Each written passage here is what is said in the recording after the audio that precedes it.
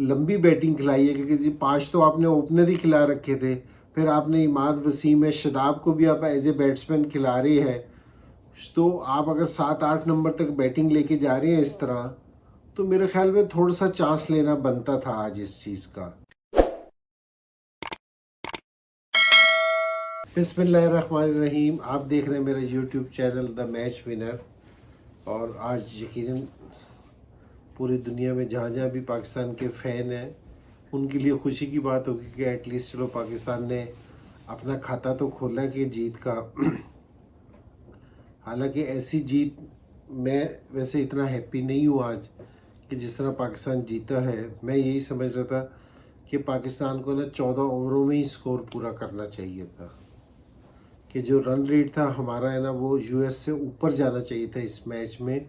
अगर आपने 106 पे उनको आउट कर लिया था तो मेरे ख्याल में 106 का 20 ओवरों में जो एवरेज है वो मेरे ख्याल में कितने की आती है, क्योंकि जी जो 14 ओवरों में अगर देखा जाए तो एवरेज है ना 7-7.5 रन की एवरेज आती है।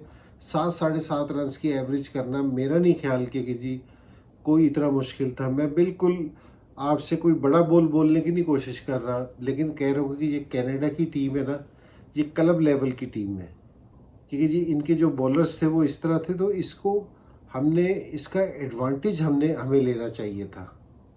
अब ये वाली जो उनसी विकेट का जो भी बिहेवियर है, आप आज इस पर तीसरा मैच खेल रहे थे तो आपको एडजस्ट कर जाना चाहिए। बड़ी टीमों का यही है कि वो कंडीशंस के हिसाब से जितनी जल्दी अपने आप को अडॉप्ट कर ले। ये तो आज अगर आप 17 ओवरों तक मैच ले गए हैं, तो अगर वो 106 पे आउट हो गए, अगर वो 120-25 कर लेते तो इसका मतलब है कि हम तो फिर भी फंस गए थे। कि अगर हमने 17 ओवरों में 106 कर रहे हैं, अगर वो 10-15 रन ज़्यादा कर लेते तो हम तो बिल्कुल फंस गए थे बीच में। तो और दूसरी चीज़ ये है, देखो हमारे दो मेन प्लेयर हैं बाबर और रिजवान। ये हमारे बिल्कुल मेन प्लेयर हैं, वर्ल्ड क्लास प्लेयर हैं दोनों। तो आपने सारे टाइम दोनों ने ना विकेट पे रहे, और कनाडा की बॉलिंग थी। तो अगर आप उधर भी 6-7 रन पर ओवर नहीं खेल रहे, तो मेरा नहीं ख्याल कि जी इतना इसका फिर कोई हमें ना फ़ायदा होगा। परफॉर्मेंस उसको कहते हैं जो आपकी टीम को रिक्वायर्ड हो, इसको परफॉर्मेंस कहते हैं।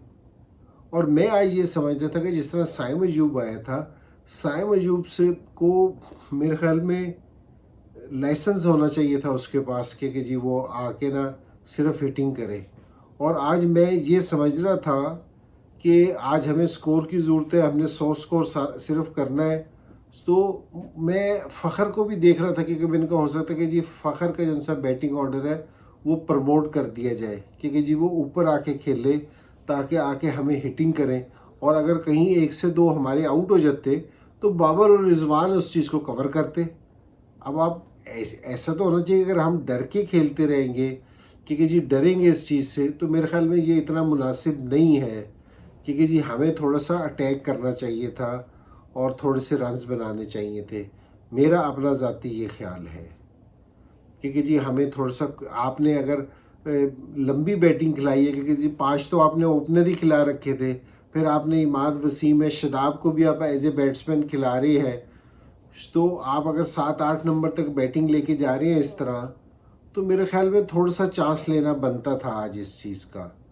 तो मेरी अपनी राय ये है, ठीक है वैसे तो मुबारक बात है पाकिस्तान टीम को क्योंकि जी वो जीते हैं, लेकिन मेरा ये ख्याल है कि जी आपको थोड़ा सा हाँ अब है ना हमें, अगर हम एवरेज मेंटेन नहीं करते तो और हार भी जाए तो फिर हमें तो कोई फ़र्क नहीं पड़ेगा। अगर हम है ना 2 मैच जीत भी जाए और अगर हमारी उनसे रन रेट ऊपर ना गया तो हमारे लिए मसला होगा, मुश्किल हो जाएगी, हम नहीं पहुंचेंगे फिर।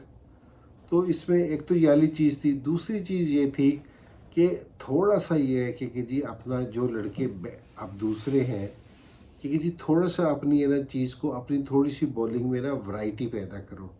इंशाल्लाह जो मर्ज़ी है पाकिस्तान की टीम है, आप जिस टाइम है ना सुपर 8 में इंटर होते हैं ना, क्योंकि जी वहाँ जिस टाइम आप जाएंगे तो ये जिनसे हमारे बेंच पे लड़के बैठे हैं ना, इनको ज़रूर खिलाएं।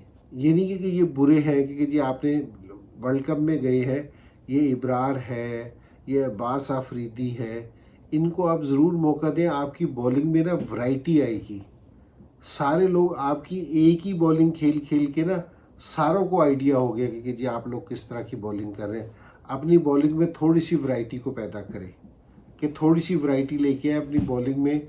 और अब जिस टाइम हम जाएंगे ना, ये इंशाल्लाह ये तो हमारा फ्लोरिडा में मैच है, जिस टाइम हम उधर जाएंगे वेस्ट इंडीज़ में जाएंगे, तो वहाँ स्पिनर को थोड़ा सा मौका मिलेगा, थोड़ा सा वहाँ बॉल स्पिन होगा, नीचे होगा, वो कंडीशंस हमारे स्पिनर्स को भी सूट करेंगी। तो जो बेंच वाला है ना, तो मेरा ये ख्याल था कि जी आज हमारे ना बेंच वाले लोग खेलेंगे, लेकिन इन्होंने कोई इतनी ज़्यादा चीज़ें ट्राई नहीं की। और मैं ये आपको लोगों ने भी नोट की होगी, लेकिन मैं फिर भी रिमाइंडर देता हूँ, ये पहली दफ़ा था पाकिस्तान बग़ैर मिडल ऑर्डर के खेल रहा था। पांचों जो बैट्समैन थे स्पेशलिस्ट, 5 के 5 ओपनर थे, कोई मिडल ऑर्डर बैट्समैन नहीं था पाकिस्तान का। सो अभी भी जो हमने क्रिकेट खेलनी है, बाबर को मेरा ये मशवरा है कि थोड़ी सी एग्रेसिव क्रिकेट खेलें। आपकी अप्रोच थोड़ी सी एग्रेसिव हो, हारने को माइंड से निकाल देना, क्योंकि आप यूएस से हार गए, इंडिया से हार गए, पता है कि जी पाकिस्तान में बहुत ज़्यादा क्रिटिसिज्म चल रहा है, लेकिन इसको पीछे छोड़ के आपको आगे चलना है, क्योंकि जी हम अगला मैच भी जीते, इंशाल्लाह रन रेट भी हमारा बेहतर हो, हम सुपर 8 में दाखिल भी हो जाएं, तो वहाँ भी हमें ना फेयरलेस क्रिकेट खेलनी पड़ेगी, तो हम आगे जाएंगे। तो कुछ मेरा मतलब है कि जी चलो रिजवान ने 50 किया है, बाबर ने भी 33 किया है, तो चलो मुबारक हो इनको, और पाकिस्तान जीता भी है। लेकिन आगे जो क्रिकेट खेलने के लिए ना, मेरे ख्याल में हमें अपना बैटिंग का भी और बॉलिंग का भी स्टैंडर्ड है ना रेस करना पड़ेगा। और ये एबिलिटी है पाकिस्तान टीम में कि वो कर सकती है, तो इंशाल्लाह आगे के मैचेस में ये बेहतर परफॉर्मेंस होनी चाहिए हमारी।